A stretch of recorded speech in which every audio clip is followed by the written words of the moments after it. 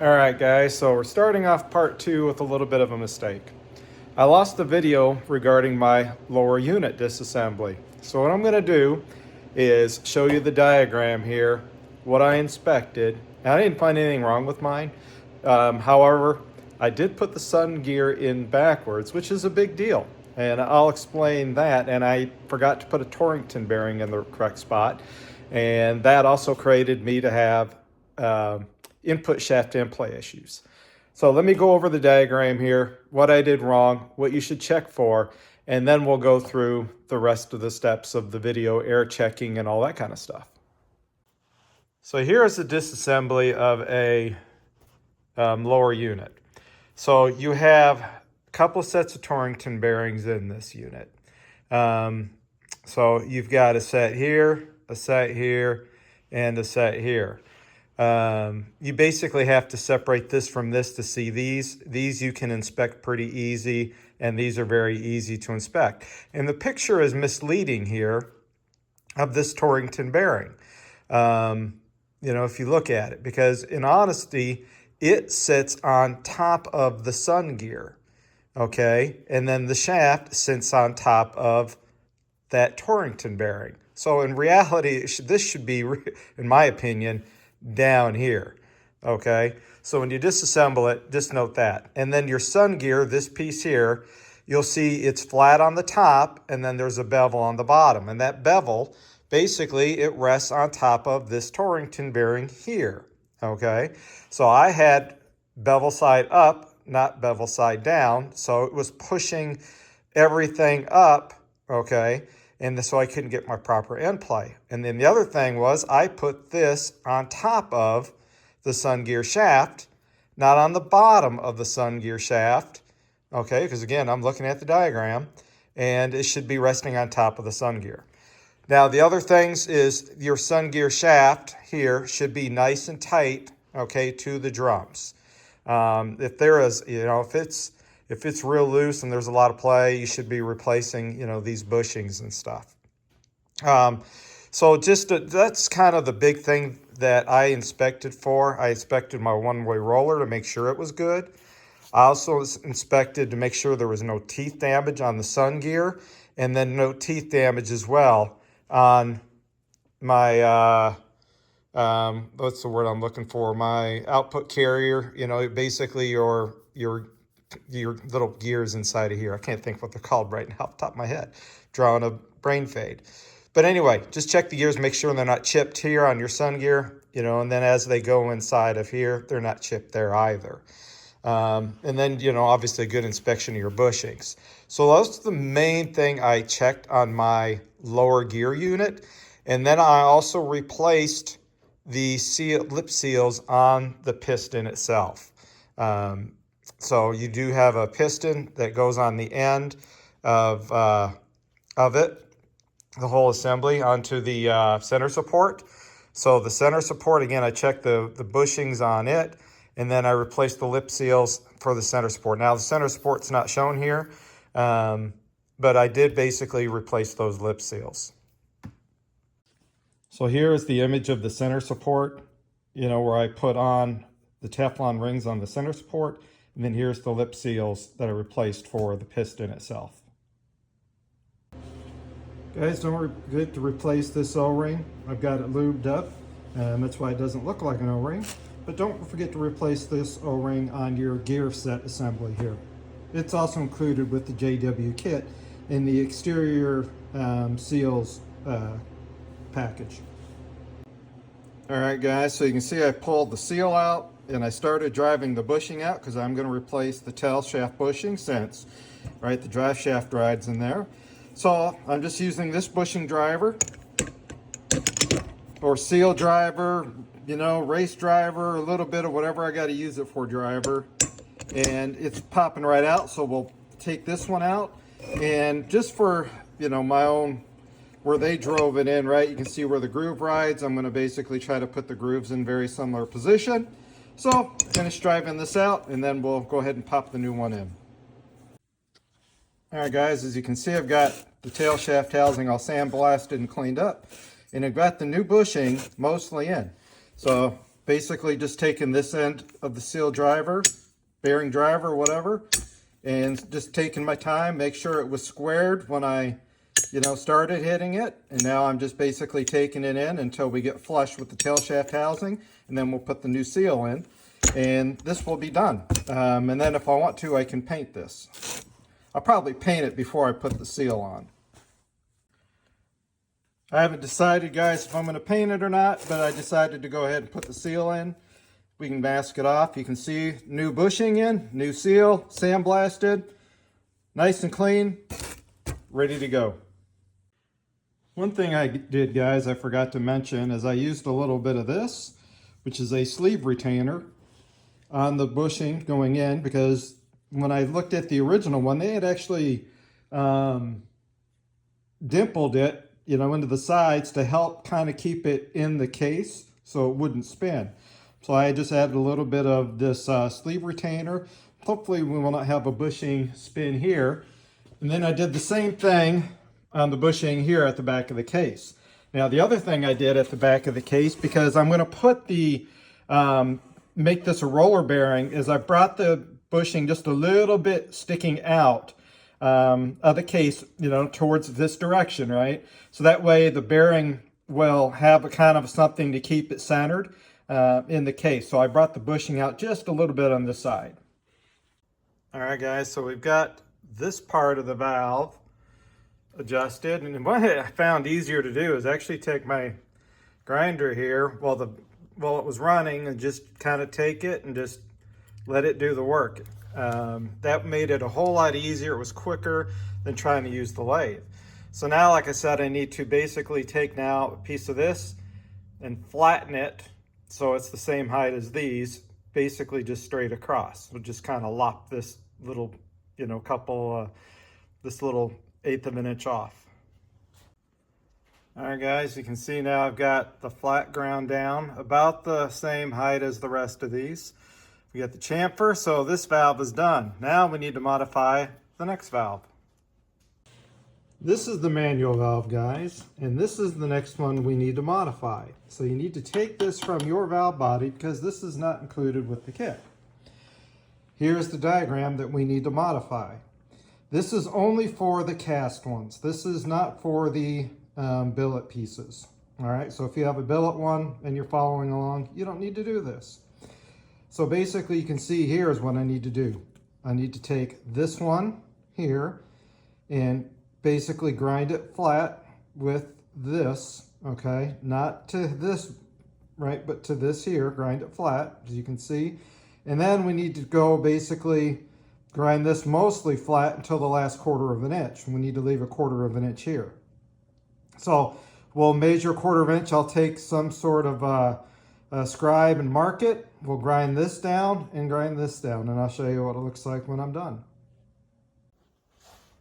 All right, guys, so what I did, I put the manual valve in my lathe, and I locked it so the lathe won't turn. And basically I took the die grinder here again with a cutoff wheel, and then just slowly worked, the magic to get it to what I wanted. So you can see here's the diagram.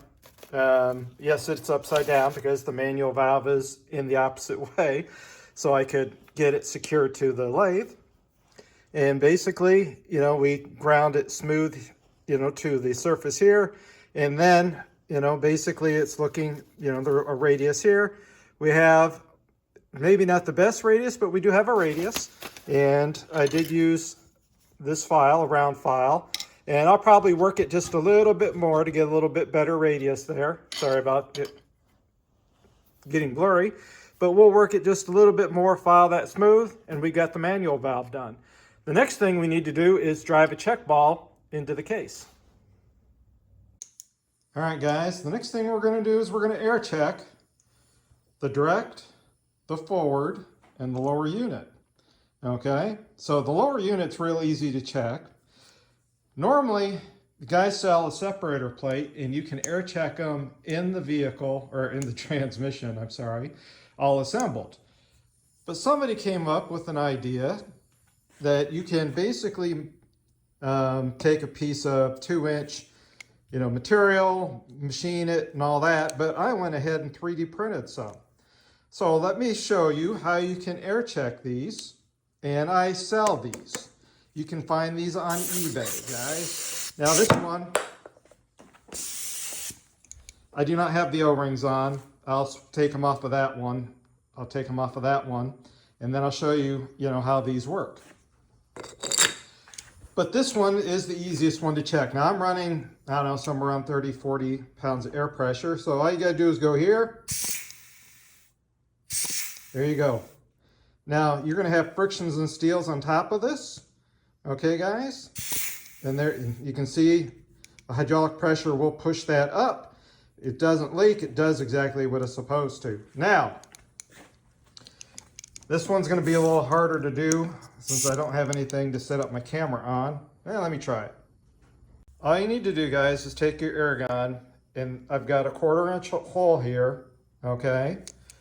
And there's 2 O-rings on this, similar to this, okay, except the O-rings placement is in a different location, and as you notice, there's no hole here for the input shaft.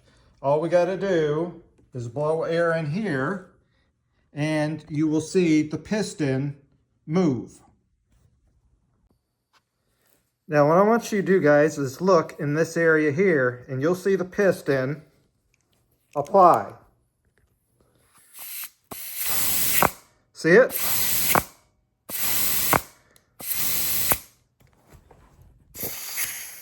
All right, we're looking for this to move right here, okay? This big outer piece. So we'll set it back in. It's kind of harder to see this one move, but you can hear it, okay? We've got movement. Hear it rattling around. Apply air. No rattling around. She's nice and tight because the clutches are applied.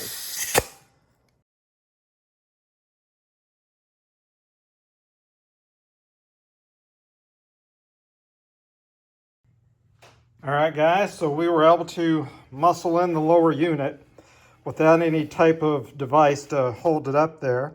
The one thing you'll notice I did is I took a Sharpie, maybe you can't see it very well, so that way I could find, know where my center support bolt hole lines up. And you can see I've just got it gently threaded in right now. So I would recommend that you take a little Sharpie, kind of mark on the piston here where your center support hole is, so that way when you drop the unit in there, you don't have to take this in and out multiple times. And we do have a little bit in play, which is good. We were able to get the beveled snap ring in. All right, so if you look at the manual here, the ASTG, right? Now mine did have this snap ring here, so I set that snap ring in. And then you'll see here how this one is beveled slightly. That one goes next. And now, once I've got that done, I can tighten up, I believe, my center support bolt and bolt it in, and then do my frictions and steels now on top here. So that'll be next. We'll lay our frictions and steels and our pressure plate and everything in here, put in the snap ring, and also make sure we put in our, frictions and steels and everything. We'll check our gap once we put the pressure plate in, because I think I'm going to have 3 frictions in here, so we should be in the neighborhood of 30 thousandths. And then we got to make sure we put our Sonics case saver in here too. All right, guys, so I had to take my beveled snap ring back out. I forgot to put the case saver in first. So you can see I've got the case saver in. It's engaged into, all right, it's engaged into the lug down here, okay? Now we can put our snap ring back in and now put our frictions and steels back in. So at least on the Sonic style, you need to put it in first before you put in, your beveled snap ring. All right, guys, so we're checking our end play now. So somebody on the Turbo 400 forum mentioned the easiest way to do it is leave your intermediate clutches out, leave your direct clutches out, and set your direct, drum in, So that way it's easy to take in and out if you need to.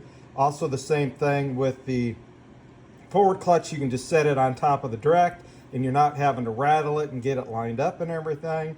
And then, you know, leave the O-ring off your front pump, and you can set your front pump in there. Now I've got the gasket under mine, and I did decide to tighten my bolts down so I get an accurate result.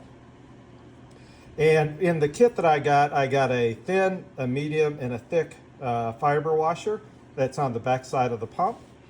Now I've got the thinnest one in there right now. I tried the medium and I had 0 in play. So I took the pump back out, you know, basically just dropped the pump back in so I didn't have to worry about the seal, you know, bolted it back down, and my in play is, let's see if we can do this with one hand.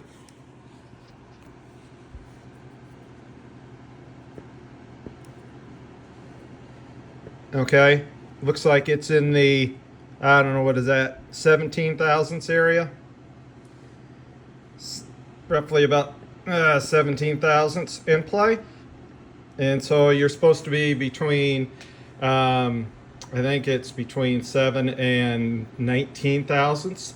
So we're about 17 thousandths. So our end play is good. So that's, now we can go forward, take this back apart, and we can set our intermediate clutches in, you know, go ahead and put our direct, you know, with its clutches and all that stuff, you know, going forward, do the rest of the assembly. It's just easier to do it this way than to, you know, have everything in, then you got to take it back all apart, put it all back together.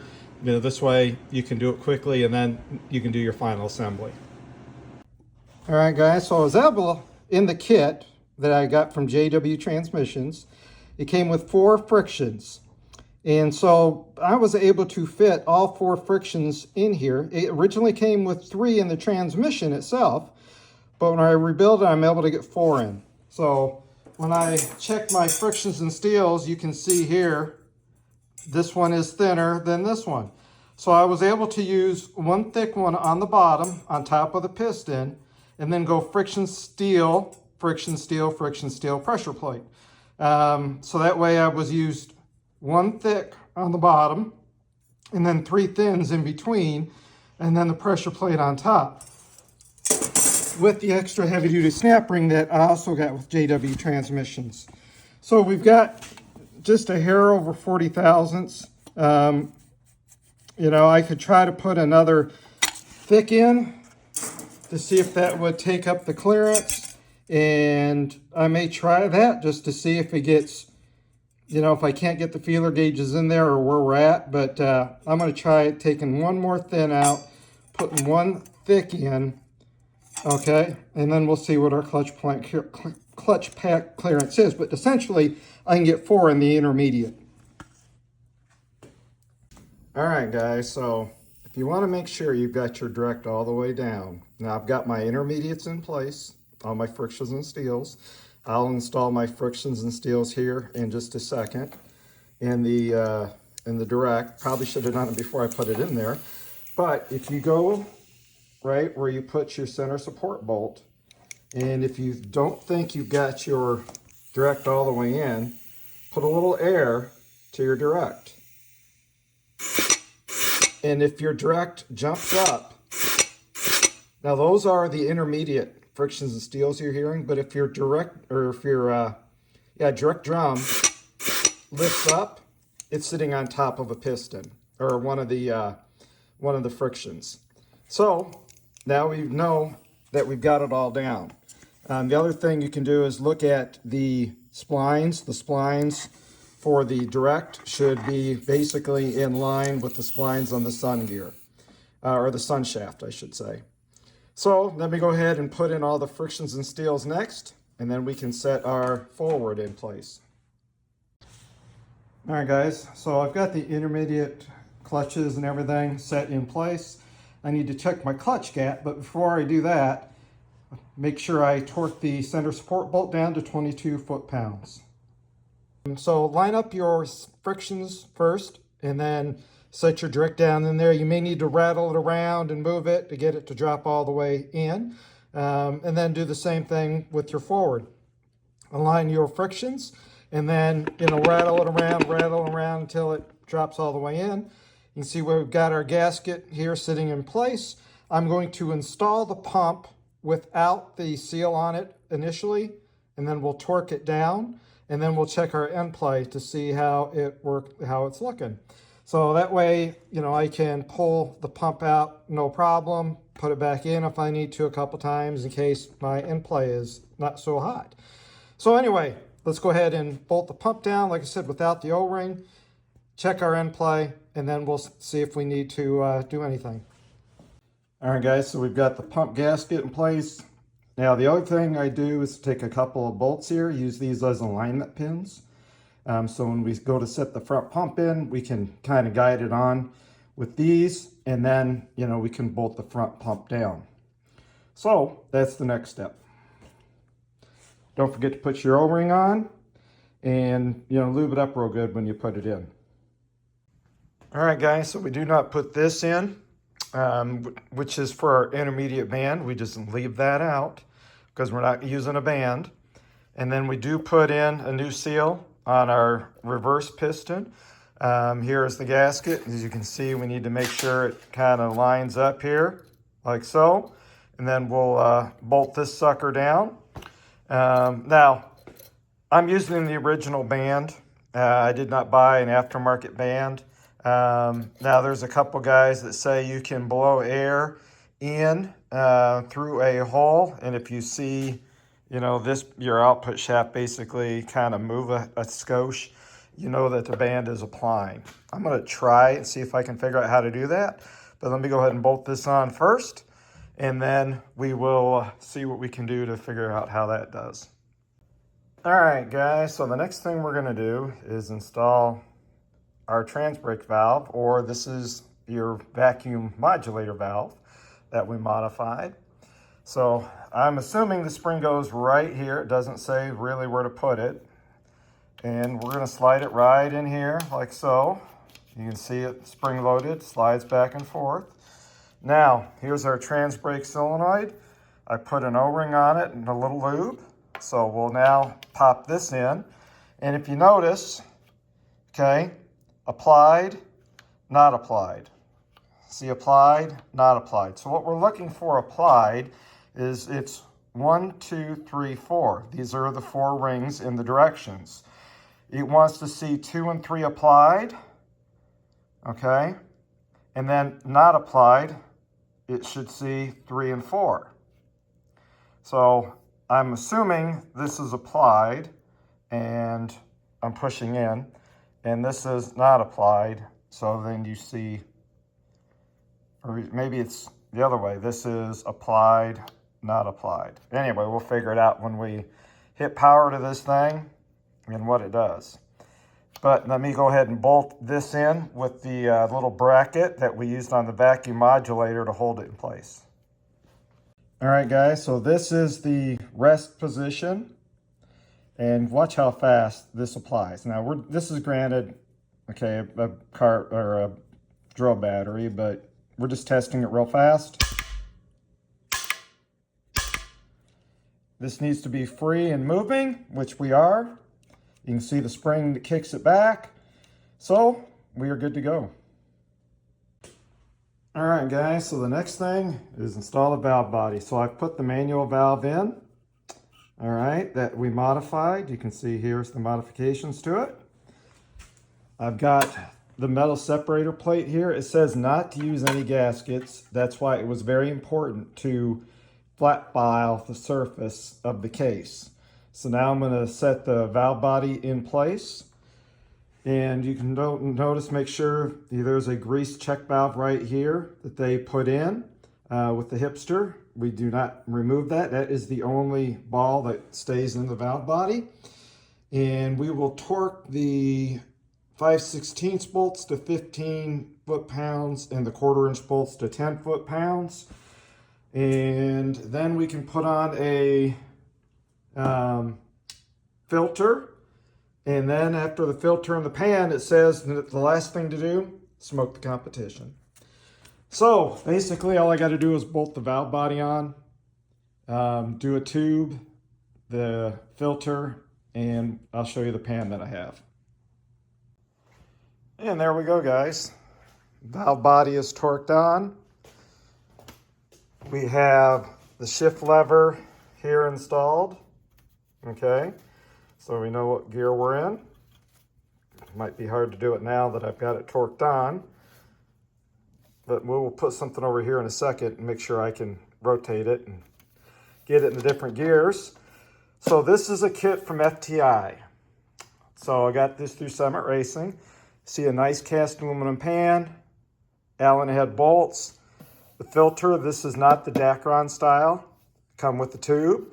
I double O-ring the tube here. You get the fiber gasket. And also, you'll notice it's spring loaded here, okay? So, now, I put this washer on top. It came with also a small washer. I put that on the back side for the spring. So that way it's got a little spring to it to keep the filter up against the bottom of the pan. If you look at the Summit reviews, a lot of guys say, oh, the tube don't fit right and everything. I'll show you right now, guys. Let me grab these, set them off to the side here. My mess on the workbench. Set the pan on here. Okay. Oh, it looks flush to me. No problems whatsoever. There, whoops, there we go. Nice and flush, guys. So we'll bolt this thing down. And we will be done, other than having to install the shift linkage. And like I said, we'll make sure this applies, moves with no problem. The little rooster comb spins. All right, guys, there it is. Pan is installed. She looks good. She fit good. No problems with the filter per the Summit reviews. And if you notice, the other thing, guys, there we go. Whoops. We have, it's not no interference. So we have, park, reverse, neutral, 3, 2, 1. No problem. So, or 1, 2, 3, reverse manual. But anyway, not too shabby. The only thing I think I'm going to do, I may do two things, and I haven't decided yet, is I'm going to do one for sure. I'm going to make this a magnetic drain plug. I don't believe that's magnetic. I'm going to take it off and find out. The other thing is I may drill and tap so I can put in a temp sensor into the pan so I know what the transmission fluid temperature is. But other than that, I think we are done. I just checked, guys. This is a magnetic plug. So you can see the magnet right there. So we don't need to make that change. The only thing I need to do is maybe drill and tap for a temp sensor. Guys, during case prep, I should have included this in there. I just noticed that, this is a whole lot easier to take off when the transmission's apart. So there's a couple tabs on the back side you can just pop out, and then you can put a new O-ring on this to make sure it seals up. I am not using this for any reason. It's basically just making sure that no fluid comes out. Also, make sure there's no damage to this. Mine had some sharp edges, and I had to gently file these down. This is your shift, selector where you basically hook up your transmission linkage. So you can put, go park, neutral, reverse, all that kind of stuff. So I had to file this down because I had some sharp ridges, and then I lubed up the seal real good and then drove the seal in with just a 1/2-inch socket. Tail shaft housing, easy enough. I put the new gasket on, I put some new fasteners in it. Now, right now, I just have my speedometer gear in place. If you're just doing a race transmission, you can just put a big pipe plug in there. Doing drag and drive events, I need to put a different gear in this. I need to figure out, based on my gear ratio and my tire size and all that, what gear I need. But I think I'm going to have to replace the housing because based on the calculations, I need like a 41, 42 tooth gear. And then the housing needs to be different because this only goes up to a 39. So there's a seal on the end here, and then there's a seal on the outside of it that you can replace, as well to keep fluid from leaking out your speedometer gear housing.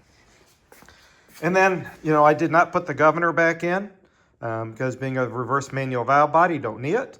And then you can see I just put the cover back on. Some guys will flip it over, so this is inward, indicating no governor, but since I'd already painted the outside of it, I just bolted it on. And then you can see the dipstick here. This is a Proform dipstick. Being that I have an Ellis in there, I was watching Mountain's Garage, and he was telling me that basically, or he had mentioned this is the dipstick he recommends to use. Because when the engine baits up, basically this clears the LS cylinder heads. So this is also a locking style dipstick for racing purposes. And then I am going to probably tap and put in a helicoil here, because this bolt does not have, you cannot put a bolt in with the LS here. This is basically a dead spot, if you will. So I'll probably tap and thread this, and then just put a small bolt in just to hold this in, dipstick tube in place. So that kind of wraps up the build, guys, of the Turbo 400.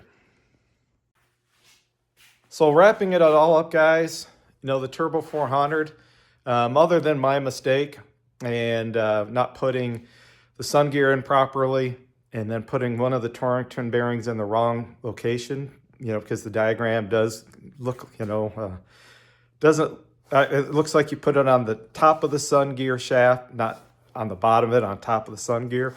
So there, a little issue there. I went onto the Turbo 400 forum. There's a Facebook Turbo 400 forum, posted a couple of pictures, said, hey, this is what I'm running up against. And guys, basically, a lot of the guys were saying I didn't have the drum all the way down. I figured I had the drum all the way down, the direct drum. I thought there was something else going on. So basically I figured out, I had my sun gear the wrong way. And then I was like, man, there's still something not right. I got it all to go down lower, but there still wasn't just something right. And that's when I found out that I had that one Torrington bearing also in the wrong location. Other than those two things, transmission went together great. Got good in play on the lower unit, got good in play, on the output shaft, or input shaft, I guess. The transmission went together nice and smooth, air checked great, got all my good clearances on everything. Got the reverse manual valve body and all that kind of stuff installed. So overall, guys, I am very happy with, what I purchased for parts and, what modifications I need to do. It was actually a pretty simple transmission overall. Wasn't too bad. So anyway, guys, I hope you enjoyed this little build series, and I very much appreciate y'all watching. Have a great day in your shop. And like I said, if you have questions, it's great to go to that, Turbo 400 Facebook group. Do a search on there. The questions have been asked a ton of times. I tried to do searches on mine. I really didn't see what I needed. And so that's why I went ahead and posted the questions. And guys were real good about responding. Even, like Charles McCormick, who runs ATD, Automatic Transmission Design, posted on there about, hey, you probably got, this is in the wrong spot, that type of thing. So good group of guys on that forum. Everybody's there to help you. I really didn't see too many sarcastic comments for the most part, like some of the forums do. So it's very appreciative of all those guys. And one of the guys gave me his phone number through a private chat. I gave him a call, and he helped me straighten out, a couple things too. So very much appreciate, everybody for helping. So anyway, guys, thanks for watching. Have a great day in your shop. And I hope you, like, subscribe, share, all that fun stuff. And trust me, whatever money I make goes into this beast. Anyway, we'll see you guys later.